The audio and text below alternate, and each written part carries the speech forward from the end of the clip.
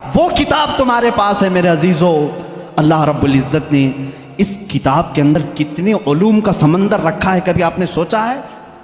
یہ وہ لوگ تھے جو عرب لا نہیں سکے، لیکن جو سمجھ بوجھ رکھتے تھے انہوں نے قرآن کا مطالعہ شروع کیا اور اس میں سے جواہر نکالے، موتیاں نکالی۔ اب مختصر میں ذکر کرتا چلا جاؤں گا۔ سارے علوم قرآن میں ہیں۔ میں اس کو کالج کے جو اسٹوڈنٹس ہیں یا جو پروفیسرز ہیں یا جو لیکچرر ہیں یا جو ڈاکٹرز ہیں، انجینئر ہیں، جو بھی ہیں، وہ آج میری اس تقریر کے مخاطب ہیں۔ سنو، قرآن پاک میں وہ علوم جس کی ایجاد آج کے زمانے میں کہی جاتی ہو، میں 14 صدیوں پہلے کی ان آیات میں تمہیں واضح بتا سکتا ہوں کہ کون کون سے علوم قرآن میں آئے ہیں۔ آپ نے شاید پہلے دن ہی سنا ہوگا، آسٹرونومی، یہ وہ علم ہے جو علم الفلکیات جس کو کہتے ہیں، آسمان کائنات کا علم، آسمانوں میں کیا ہے، گیلیکسی میں کیا ہے اور کیسے دنیا وجود میں آئی، اس علم کے جاننے والے آسٹرونومی کہلائے جاتے ہیں۔ آسٹرونومی کے بیسک فارمولے قرآن پاک میں ہے۔ جانتے ہیں آپ آسٹرونومی کی سب سے بڑی تحقیق کیا ہے؟ ان سائنسدانوں کی سب سے بڑی تحقیق یہ ہے کہ ایک شخص ہے انگریزوں کا، جس کو یہ کہا گیا اسٹیفن ہاکنگ، یہ 1925 کی بات ہے، جس نے سب سے پہلے یہ کہا کہ کائنات پھیل رہی ہے۔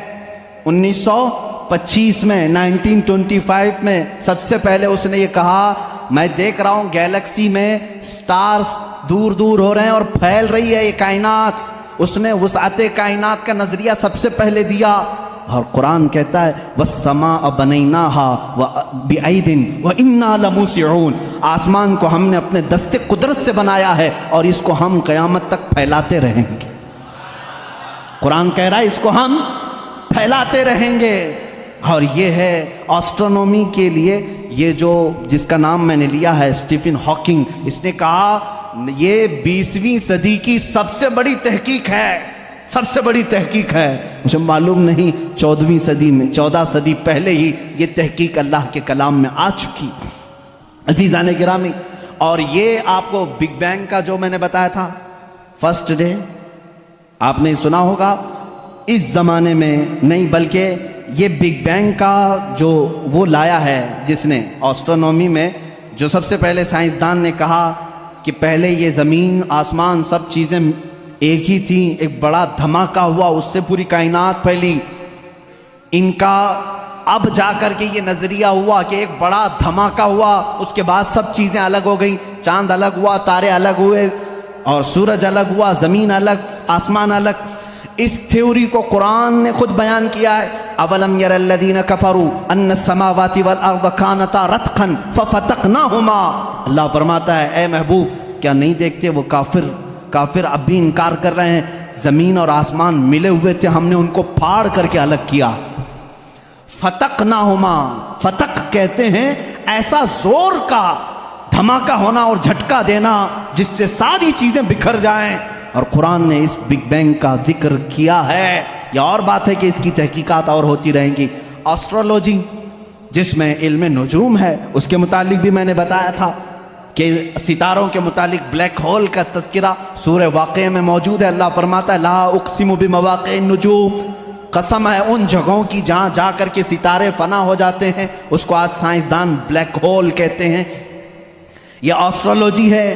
اور بوٹانی، جانتے ہوں گے آپ، علم نباتات، پودوں کا علم، یہ ایک پورا باضابطہ ایگریکلچر، اس پر تو یونیورسٹیاں قائم ہیں جس میں پودوں کی نشو و نما کے متعلق تحقیقات ہوتی ہیں، اور قرآن اس کی تمام تفصیلات بتا رہا ہے۔ وَمِن كُلِّ الثَّمَرَاتِ جَعَلَ فِيهَا زَوْجَيْنِ اثْنَيْنِ، اللہ فرماتا ہے ہر پھل میں ہم نے میل اور فیمیل رکھا ہے۔ آج کے سائنس کہہ رہا ہے ہر درخت میں میل اور فیمیل ہوتے ہیں۔ یہ قرآن کے وہ علوم ہیں۔ بوٹانی اس علم کو کہتے ہیں نا، اب میرے پاس اسٹوڈنٹس ہوں گے کوئی ایگریکلچر کے، درختوں کے، پیڑ پودوں کے معاملات کے سلسلے میں قرآن کی ایک نہیں 10 آیتیں میں تمہارے سامنے پیش کروں گا۔ اس کے علاوہ زولوجی، ایسٹرولوجی کے علاوہ زولوجی جانوروں کا علم، حیوانات کا علم، اس علم پر بھی آج کروڑوں ڈالر خرچ کیے جاتے ہیں۔ زولوجی اور اینیملز کے اوپر ریسرچ کیے جاتے ہیں۔ زولوجی قرآن میں بیان ہے۔ तुम्हें मालूम है वमा मिन दाब्बतिन फिल अर्दि वला ताइरिन यतीरु बिजनाहिही इल्ला उममुन अम्सालुकुम। एक साइंसदान है, उस साइंसदान का नाम मैं तज़किरा नहीं कर रहा हूँ, उसने सबसे पहले कहा जानवरों में भी इंसानों जैसी कुछ आदतें हैं, मैंने उन पर तहकीक की है। उस साइंसदान ने कहा, और रब ताला फरमाता है ज़मीन में कोई जानवर ऐसा नहीं और उड़ने वाले परिंदों में कोई ऐसा नहीं, इल्ला उममुन अम्सालुकुम, वो सब के सब तुम्हारे जैसी सोसाइटी रखते हैं, तुम्हारे जैसी सोसाइटी। उनके ख़ानदान होते हैं, उनके अपनी बिरादरियां होती हैं, एक ही ख़ानदान के साथ उड़ते हैं, आते हैं, जाते हैं। ये परिंदों का मुआशरती मामला, ये ज़ूलॉजी कहलाता है, आज की तहकीक में है और कुरान में मौजूद है। कुरान इस बात को पहले बता चुका है। सिर्फ परिंदों की बात नहीं मेरे अजीज़ों, उसके अलावा जो और भी इसमें है, कुरान पाक में चूंटियों का इल्म, एक साइंसदान है, उसने कहा है कि चूंटियां बात करती हैं एक दूसरे को, और ये सब एक दूसरे के कांटेक्ट में आकर के ही काम करती हैं। और कुरान कह रहा है, सूरह नमल पूरी चूंटियों की आयत सूरह है। अल्लाह ताला फरमाता हत्ता इज़ा अतौ अला वादिन नमली क़ालत नमलतुन या अय्युहन नमलु दुखुलू मसाकिनकुम। जब सुलेमान अलैहिस्सलाम अपने लश्कर के साथ से गुजर रहे थे तो एक चूंटियों की वादी के पास आप आए, तो अल्लाह फरमाता है चूंटियों की जो बड़ी सरदार थी उसने सारी चूंटियों से कहा या अय्युहन नमलु दुखुलू मसाकिनकुम, ऐ चूंटियों जल्दी जल्दी अंदर दाखिल हो जाओ, कहीं सुलेमान अलैहिस्सलाम का लश्कर तुम्हें बेखबरी में रौंद न जाए। चूंटी बात कर रही है अपने तमाम अफसरों को या अपने सिपाहियों को, और ये कुरान कह रहा है। और आज इस पर रिसर्च करने वाले को बहुत बड़ा इनाम भी दिया गया है कि चूंटियां बात करती हैं। ये ज़ूलॉजी में आता है, जानवरों पर रिसर्च करने वाले। शहद की मक्खी पर एक बंदा है जिसने रिसर्च किया और उसको नोबल इनाम मिला है, नोबल प्राइज मिला है। उसका नाम वाशविन इस तरह से कुछ है, उसको नोबल इनाम मिला है। उसने कहा ये मक्खी जो है, जो छत्ते पर आती हैं, इनके अंदर एक कम्युनिकेशन होता है, इनके अंदर एक रईस होती है, एक मलिका होती है, सरदार होती है। पहले के जो किताबें हैं, शेक्सपियर की किताबें मशहूर हैं लिटरेचर में, इंग्लिश के शेक्सपियर की किताबों में शहद की मक्खी को मुज़क्कर बयान किया गया है। जैसे उसके बहुत सारे सिपाही होते हैं, एक उसमें सरदार होता है मक्खियों में। लेकिन ये 1975 में 1975 में एक साइंसदान ने तहकीक करके बताया शहद की मक्खियाँ कम्युनिकेशन करती हैं, एक दूसरे से रब्ता करती हैं, और इनको एक मलिका होती है और वो ऑर्डर देती है और उसके ऑर्डर के एतबार से सब जाती हैं। और कुरान में देखो रब ताला फरमाता है व औहा रब्बुका इलन नहली अन इत्तखिज़ी मिनल जिबाली व मिन शजरी बुयूतन फस्लुकी सुबुल रब्बिकी ज़ुलुला यख़रुजु मिन बुतूनिहा शराबुन मुख्तलिफुन अलवानुहु फ़ीही शिफ़ाउन लिन्नास। अल्लाह फरमाता है तुम्हारे रब ने शहद की मक्खी को ये इल्म दिया है, और शहद की मक्खी का जो वर्ड यूज़ हुआ है अरबी में वो मुअन्नस यूज़ हुआ है। अल्लाह कुरान में फरमाता है मक्खा नहीं मक्खी। अब तक कहते थे कि मक्खी का जो मुज़क्कर है वो उस पे सब छत्ते पर लाकर जमा करते हैं। 1975 में ज़ूलॉजी इस इल्म की तहकीक करने वाले माहिर साइंसदान ने बताया नहीं, सारी मक्खियाँ उसमें से जो रईस होती है वो भी मुअन्नस होती है, उसके जितने अफसर होते हैं वो भी मुअन्नस होते हैं। कुरान इसमें मुअन्नस के सिगे इस्तेमाल करके फरमा रहा है शहद की मक्खी रईस अपने हम नवाओं से कहती है जाओ फूलों को चूस करके लाओ, वो ऑर्डर देती है और उसके बाद वो ला करके अपने थूक को जमा करती हैं। अब ये भी इसने 1975 में ये भी ईजाद किया शहद कहाँ से निकलता है, शहद कहाँ से निकलता है। तो बाज़ लोगों ने कहा वो थूक देती है मुंह में से, अब तक तो यही मालूम था थूक देती है। कुछ लोगों ने कहा नहीं वो अपने फजलात खारिज करती है, जैसे पेशाब पखाना होते हैं इस तरह से वो निकाल देती है। 1975 में एक साइंसदान ने कहा नहीं, उसकी बेली में से, बेली फैट जो होता है पेट की चर्बी यहाँ से निकलता है। रब ताला फरमा रहा है यखरुजु मिन बुतूनिहा, हम शहद उसके पेट की चर्बी से निकालते हैं।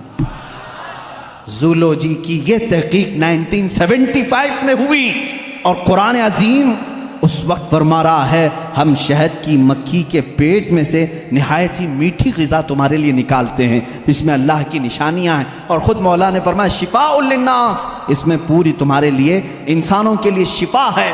اور اتنا ہی نہیں میرے عزیزو، یہ ڈنک مارے تو زہر ہے، لیکن اپنے شہد کے چھتے میں جا کر چھوڑ دے اپنے پیٹ کی غذا تو دنیا کی سب سے عظیم غذا ہے۔ ایک ہی چیز میں دو چیزیں ہیں، اور اس کے علاوہ جانوروں پر بہت سارے کہ اللہ تعالیٰ فرماتا افلا ينظرون الى الابل کیف خلقت، تم نہیں دیکھتے کہ اونٹوں کو اللہ نے کیسے پیدا کیا؟ تو زولوجی کے سے تعلق رکھنے والے اسٹوڈنٹ سے میں کہتا ہوں اونٹوں کی پیدائش پر تم بھی ریسرچ کرتے ہوں گے۔ آج تقریباً یہ کالجوں میں پڑھایا گیا ہے زولوجی کے اسٹوڈنٹس کو کہ تمام مخلوقات میں اونٹ کی تخلیق ایک سب سے الگ ہے، اس لیے کہ اس کے اندر ایسا مادہ ہے 1 مہینے تک بغیر کھائے پیے زندہ رہتا ہے، پانی جمع کر لیتا ہے، اور رب تعالیٰ فرما رہا ہے سارے جانوروں میں اس کی تخلیق الگ کی گئی ہے، تم نہیں دیکھتے اونٹوں کی طرف؟ قرآن پاک میں زولوجی کا ایک پورا چیپٹر مجھے الگ کر کے آپ کو بتانا پڑے گا، بہت ساری چیزیں، پرندوں کا علم، چیونٹیوں کا علم، حتیٰ کہ اللہ تعالیٰ نے مکڑی کے متعلق بھی بیان فرمایا، مکڑی کا جالا اتخذت بیتا وان اوہن البیوت لبیت العنکبوت۔ اللہ فرما رہا ہے دنیا کے گھروں میں سب سے کمزور گھر مکڑی کا ہوتا ہے۔ آج تحقیق تقریباً 1950 یا 60 کے بیچ میں ایک سائنسدان نے کہا کہ مکڑی جانوروں میں سب سے کمزور دل والی ہوتی ہے، اس لیے کہ یہ اپنے نر کو ہی مار دیتی ہے، اور قرآن کہہ رہا ہے اتخذت وان اوہن البیوت، بلکہ اللہ فرما رہا ہے سب سے کمزور گھر مکڑی کا ہوتا ہے اور سب سے کمزور دل بھی اس کا ہوتا ہے۔ یہ زولوجی کے چیپٹرز ہیں۔ اگر اس کے بعد اور تھوڑا سا نکلو گے تو پھر میں اگر آپ کو آگے لے جاؤں میڈیسن کے بارے میں قرآن نے کیا کیا کہا ہے، بہت بڑا ایک طویل چیپٹر ہے میڈیسن، دوائیوں کے متعلق قرآن میں پورا علم موجود ہے۔ شہد کو ہی لے کر کے آج ریسرچ ہوئے ہیں، شہد کے اندر اللہ نے فرمایا فیہ شفاء للناس، اس میں لوگوں کے لیے شفا ہے۔ اور ورلڈ وار 2 کے ٹائم پہ، سیکنڈ ورلڈ وار کے درمیان اکثر زخمیوں کو شہد لگا کر کے صحیح کیا گیا۔ آج بھی جو جدید ترقی یافتہ کنٹریز ہیں ان کے ہاں شہد پر ریسرچ ابھی بھی چل رہا ہے، اور انہوں نے کہا ہے کہ اس میں وٹامن کے پایا جاتا ہے جو کسی دوسری چیز میں ہوتا ہی نہیں ہے۔ یہ زخموں کو بہت جلدی ختم کر دیتا ہے اور زخموں پر فنگس آنے نہیں دیتا، انفیکشن آنے نہیں دیتا۔ رب فرما رہا ہے فیہ شفاء للناس، میڈیسن کا تذکرہ کیا قرآن میں نہیں ملتا؟